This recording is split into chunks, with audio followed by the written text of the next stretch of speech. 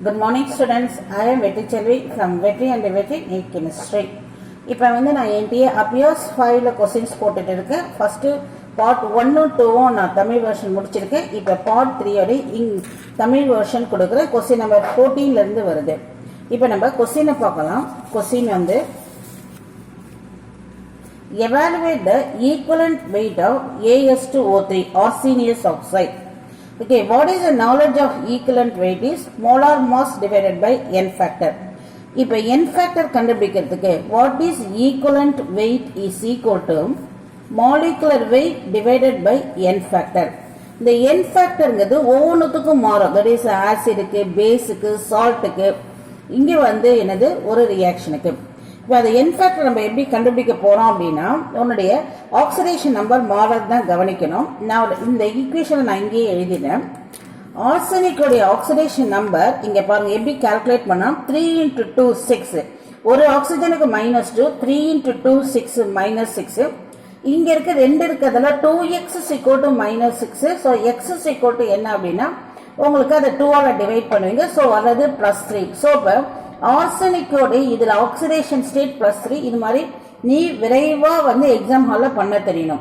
இப்ப தெரியும் பேசிக் தெரியணும் அப்படிங்கறத இங்க நான் கொடுக்குறேன் பாருங்க.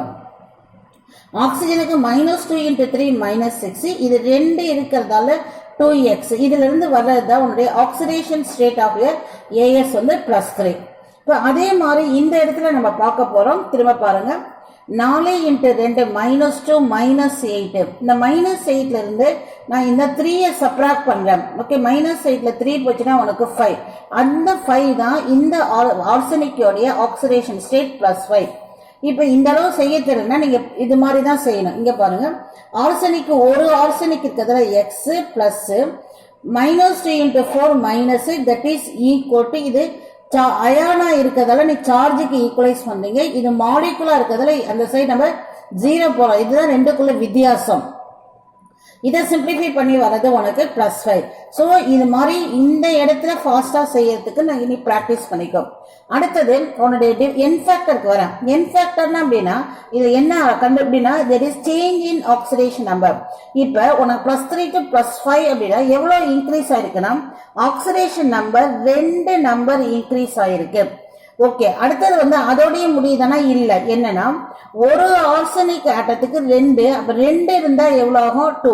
சோ 2 × 2 = 4. இதுதான் அதை எப்படி கண்டுபிடிக்கணும் அப்படின்னா ஒரு மாலிகுல்ல ஒரு இருக்கிற ஒரு ஆட்டத்துக்கு கண்டுபிடிச்சு அதை நம்பர் ஆஃப் ஆட்டத்தால மல்டிப்ளை பண்ணிக்கணும். சோ இதுதான் change in oxidation number per atom per molecule கண்டுபிடிக்கணும். per atom per molecule அவ்வளவுதான். சோ உனக்கு நம்ம இப்போ n factor என்னது 4. this is the way you have to find out the n factor. இப்போ இந்த இடத்துல என்ன கேட்டிருக்காங்க ஈக்குவலன்ட் weight. அப்ப இந்த இடத்துல ஆப்ஷன் போய் பாருங்க, தனித்தனியா மாலிகுலர் வெயிட் நேரா எம்னே வச்சுட்டாங்க. அப்ப molecular mass of arsenious oxide divided by இங்க கொடுத்திருக்காங்க n factor. இந்த இடத்துல n factor என்னது 4. அப்ப உன்னுடைய ஆன்சர் எங்க மேட்ச் ஆகுதுன்னா இதுக்கு மேட்ச் ஆகுது. அவ்வளவுதான். இது வந்து ஒரு பார்த்த உடனே ஒரு நிமிஷத்துல இந்த சம் போட வேண்டியதுதான். அடுத்த क्वेश्चनக்கு வரேன். What will be the Freundlich adsorption isotherm equation at high pressure? Freundlich adsorption isotherm equation என்ன அர்த்தம்னா x/m is directly proportional to p to the power of 1/n.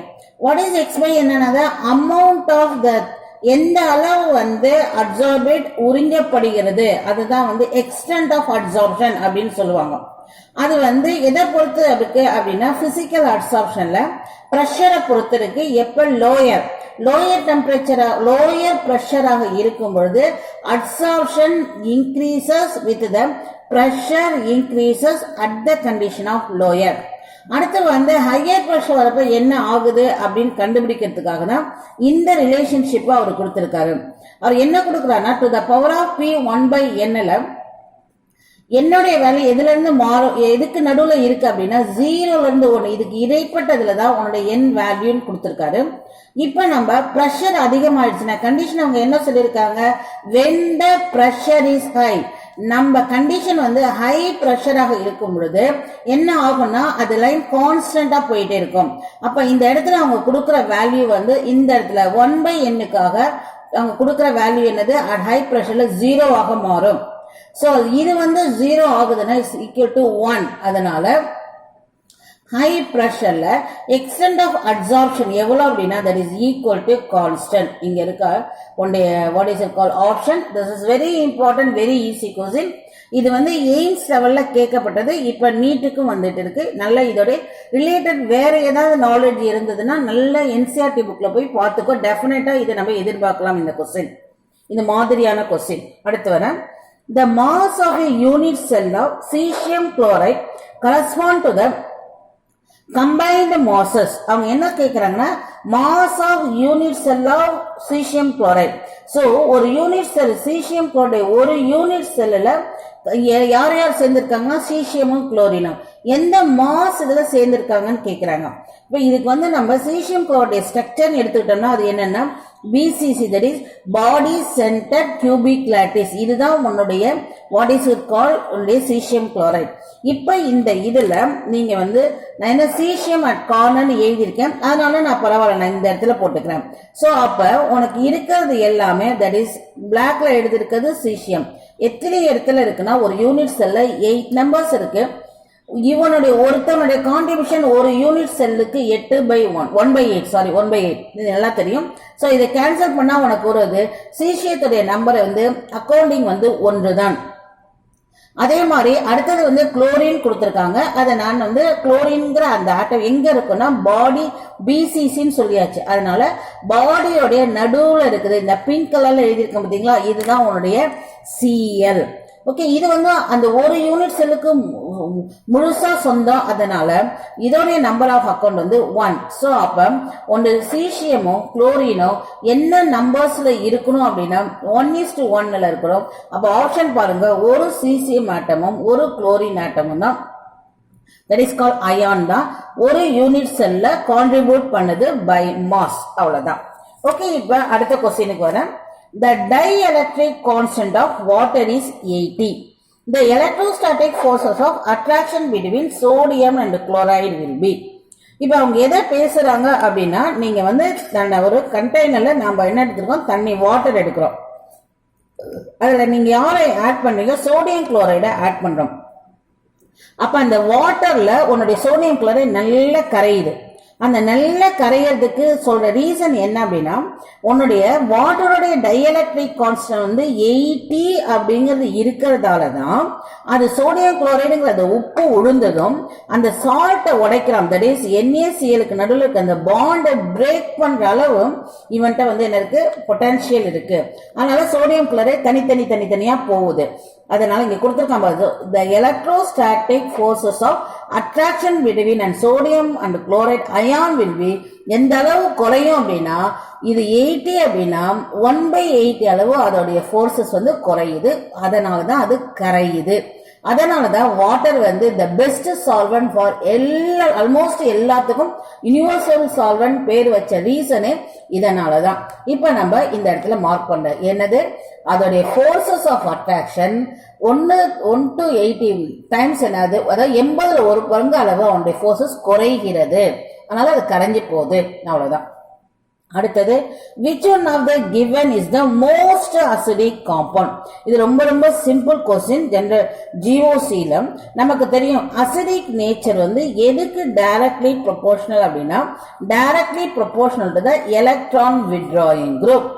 Electron withdrawing group அதிகமாக அசிடிக் நேச்சர் அதிகம். அப்படி பார்த்த உடனே தெரியுது உனக்கு என்னோட இதுல 3 இருக்குது, இதுலதான் எலக்ட்ரான் வித்ட்ராயிங் குரூப் அதிகங்கிறத இதுலதான் அசிடிக் நேச்சர் அதிகம். இதுதான் ஆன்சர். இது very simple question. Okay, now let us go to the next question.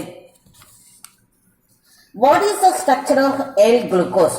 First உனக்கு வந்து L-glucoseனா என்னன்னு அர்த்தம் அப்படின்னா இந்த OH இருக்கு பாத்தீங்களா, தட் இஸ் இந்த இடத்துல இருக்கிற OH அப்படின்னா என்ன அர்த்தம்னா இங்கிருந்து இருக்கிறது is end of the asymmetric carbon ஆட்டத்துல இருக்கிற OH. இங்க ஆல்டிஹைட் குரூப் அங்க இருந்து தான் ஆரம்பிப்போம் நம்பரு.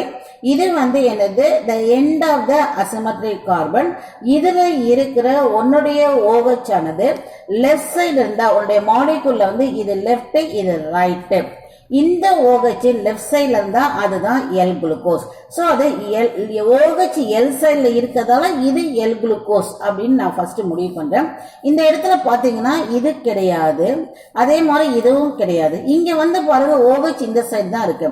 அப்ப நம்ம ப்ராபபிலிட்டி என்னது, இது ரெண்டுமே ப்ராபபிலிட்டி இருக்கு இந்த இடத்த மட்டும் பார்த்தோம்னா. அதுக்கடுத்து குளுக்கோஸ்னு முடிவு பண்றப்ப என்ன பண்ணணும், மீதி இருக்கிற மெம்பர்ஸையும் பாருங்க. மீதி இருக்கிற மெம்பர்ஸ் வேணும் அப்படின்னா உனக்கு ஜென்ரலா குளுக்கோஸ் உடைய அந்த ஸ்ட்ரக்சர் தெரியும். எந்த குளுக்கோஸ்னா D glucose. D glucose formula என்னது, இங்க ஆல்டிகைடு, இங்க உன்னுடைய ஆல்கஹால். அதுக்கடுத்து நீங்க போட வேண்டியது OH OH OH OH. இதை மட்டும் போட்டு பார்த்துக்கிட்டா போதும். அப்ப பாருங்க ஃபுல்லா போட டைம் இருக்காது. இது அப்படியே மாறணும். இது அப்படியே சொல்லிட்டே வர பாருங்க. 2 OH அப்புறம் இங்க இருக்கிறது H அப்புறம் OH, 2 OH HOH. அதனால இது டி குளுக்கோஸ், அதோட அடுத்தது வந்து L குளுக்கோஸ். அதான் இது. இதை பேஸ் பண்ணி நான் இதுதான் ஆப்ஷன் செலக்ட் பண்றேன். இது கிடையாது, அவ்வளவுதான். OH வச்சு L தான், பட் மீதி இல்லைன்னா அந்த இதுக்கு மேட்ச் ஆகல, அதனால அது வந்து L குளுக்கோஸ் கிடையாது, அவ்வளவுதான். அடுத்தது a sample of air contains the nitrogen, oxygen and water. அதாவது இந்த இடத்துல கண்டெய்னர் இருக்குங்க. இதுல வந்து கொஞ்சம் ஏர் இருக்கு. அதுல என்னெல்லாம் இருக்குங்கிறாங்க, நைட்ரஜன் இருக்கு, ஆக்சிஜன் இருக்கு, வாட்டரும் இருக்கு அப்படின்னு ஃபர்ஸ்ட் பார்ட்ல கொடுக்குறாங்க. அடுத்து it is saturated with water vapours. அதுக்கு அடுத்தது நான் என்ன சொல்றேன்னா, இது வந்து சேச்சுரேட்டட் வித் வாட்டர் வேப்பர்ஸ்னா அது இருக்குது. அதுல வந்து ஒரு ஓப்பனிங் வச்சு என்ன பண்ணிட்டு இருக்காங்கன்னா, கொஞ்சம் வாட்டர் வேப்பரையும் நல்லா எந்த அளவு முடியுமோ அந்த அளவு முடிவு பண்ணி அனுப்பிட்டு அப்புறம் க்ளோஸ் பண்ணிக்கிட்டாங்க. அதுக்கு மீனிங் தான் சேச்சுரேட்டட் வித் வேப்பர் பிரஷர்னு அர்த்தம். ஓகே, அதுக்கு அடுத்தது அப்படி முடிச்ச பிறகு டோட்டல் பிரஷர் பாக்குறாங்க. Total pressure is 640 torr. இப்ப திரும்ப படிங்க. Sample of air contain nitrogen, oxygen, water. It is saturated with the water vapor, and after that the pressure is 640. Okay, then the vapor pressure of the water is 40 torr. இந்த இடத்துல அவங்க என்ன சொல்றாங்கன்னா, vapor pressure of water tank. அப்ப உனக்கு அது எதெல்லாம் வரும்னா, நீ சேச்சுரேட் பண்ண அந்த வாட்டர் வேப்பரும் அதுல ஆல்ரெடியே மிக்சர்ல கொஞ்சம் வாட்டர் இருக்குன்னு சொன்னாங்களா, அது ரெண்டுமே சேர்ந்துடும். அப்ப வேப்பர் பிரஷர் எல்லாம் ஏன்னா ரெண்டுமே வேப்பர் கண்டிஷன் தான். அதோட இது வந்து 40. இது வாட்டருடைய கான்ட்ரிபியூஷன் 40 டாப்னு கொடுத்துட்டாங்க. Then they are asking, they are giving molar ratio of nitrogen oxygen is 3:1. இங்க இந்த இடத்துல பாருங்க, வாட்டர் அவங்க எடுத்துட்டு வரல. வாட்டரை இதோட சேர்த்து 14 கொடுத்துட்டாங்க. மீதி இருக்கிறது நைட்ரஜன் ஆக்சிஜன் தான். அதை மட்டும் தான் 3:1 மோல் ரேஷியோ கொடுத்துருக்காங்க. அதுக்கு அடுத்து அவங்க கேட்கறது என்னன்னா, partial pressure of nitrogen in the sample is. இப்ப வாங்க, பார்ஷியல் பிரஷருடைய ஃபார்முலா என்னன்னா, mole fraction into total pressure. Nitrogen கேட்டா நைட்ரஜனுடைய மோல் ஃபிராக்ஷன், அவ்வளவுதான். இப்ப what is the mole fraction அப்படின்னா என்ன சொல்லுவீங்க, individual number of mole divide by total. நைட்ரஜனோட இண்டிவிஜுவல் நம்பர் ஆஃப் மோல்ஸ் என்னது, 3. What is the total number of moles? 3 plus 1 4. இதுதான் mole fraction of nitrogen is ready. அடுத்தது total pressure அப்படின்னு கேக்குறாங்க. இந்த total pressureனா நீ கடகன 640 போட்டுடாத. அவங்க டோட்டல் பிரஷர்னா இது ரெண்டு மட்டும்தான் இருக்கணும். எது, நைட்ரஜனும் ஆக்சிஜனும் இருக்கிறதோட இதுதான். ஏன்னா அங்க நம்ம மோல் ஃபிராக்ஷன்ல நைட்ரஜன் ஆக்சிஜன் மட்டும் தான் எடுத்திருக்கோம். அதனால உனக்கு டேட்டாவே என்ன கொடுத்துட்டாங்கன்னா, மொத்த வாட்டரும் 14 டாங்க. டோட்டல் வந்து 640, வாட்டர் மட்டும் 14 டாங்க. அப்ப டோட்டல் பிரஷர் அப்படின்னா இதுல யார் இருக்காங்க, நைட்ரஜன் இருக்கு, ஆக்சிஜன் இருக்கு, வாட்டர் மிக்சர்ல இருந்திருக்கு. அதுக்கு அடுத்தது இருக்கிற வாட்டர் வேப்பர் சேச்சுரேட்டட் அத்தனையும் சேர்த்து தான் 640. உன்னுடைய வாட்டருடைய கான்ட்ரிபியூஷன் 40. அதனால உனக்கு வர்றது சப்ட்ராக்ஷன் 600. சோ இப்போ இந்த இடத்துல வந்து நீங்க போட வேண்டியது 600 மட்டும்தான். இப்போ இதை நம்ம கேன்சல் பண்ணுவோம். எஸ் வந்து 4 ஒரு வாட்டி, then what is it, 5 0. Yes, 150 into 3 you are having 450.